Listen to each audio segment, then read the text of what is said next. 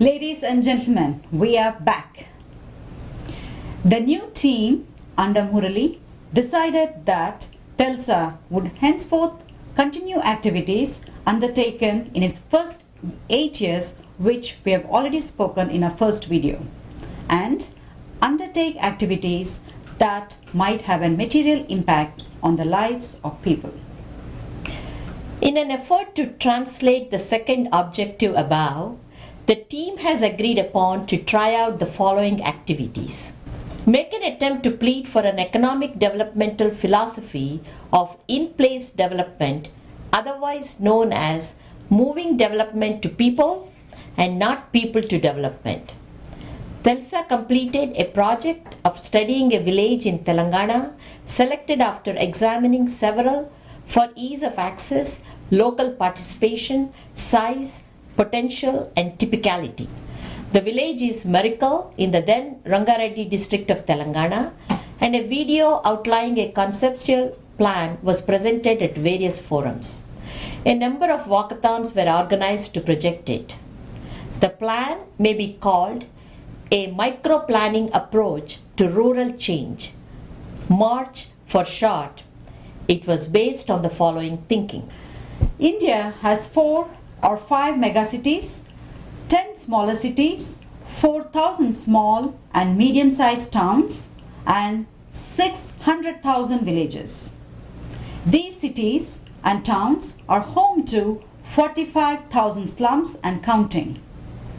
By a recent count, sadly, 9 of the world's most polluted cities are in India. Defining a city as a place of comfortable living with all the amenities it implies, one must wonder if any of the Indian cities truly qualifies for the title city today.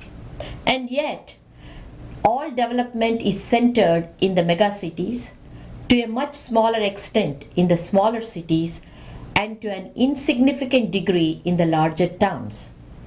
The village remains a place to flee from.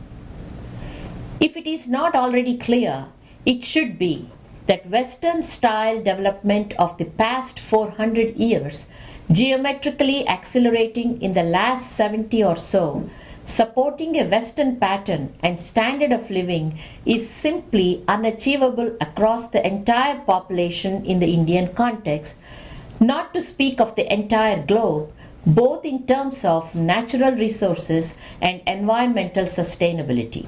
10 to 15% of global population enjoying that standard in the developed parts of the globe, and by the top strata in the remainder, has already ensured a pathway to the destruction of the planet, absent a radical transition to renewable energy sources and biodegradable waste generation, among other changes.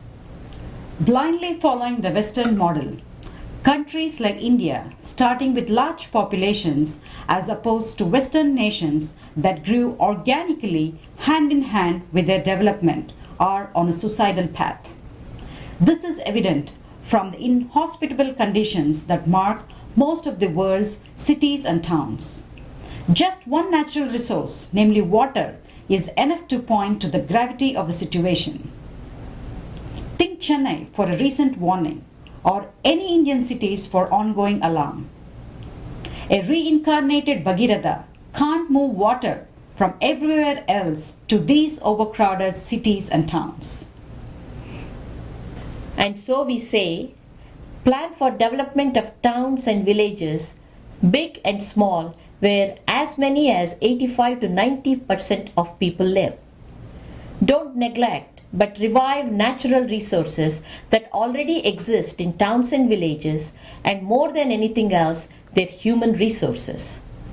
Solarize everything, homes to industry, industrialize on an environmentally appropriate scale and technology, reimagine water sourcing and utilization, and humanize living conditions.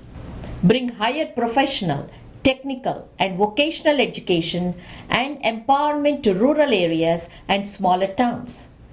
Stop measuring progress by GDP numbers and the number of millionaires and billionaires a country has. minimize the need for people to move, and maximize conditions to move things. Harness modern technology and communications to move production to smaller towns and villages. Let those villages that cannot support adequate and appropriate industrialization become bedroom communities to nearby towns. For starters, move planning to the micro level. While we cannot and will not claim to have had any great success in reaching policymakers or executive functionaries with our message and moving them in our direction, we can say we have been part of the vanguard the world over, where opinion is demonstrably seeking. Ladies and gentlemen, let us now change our direction and return to the business at hand. It is time for Celluloid Classics by Arpana Dance Company, directed by Srimati Ramya Harishankar.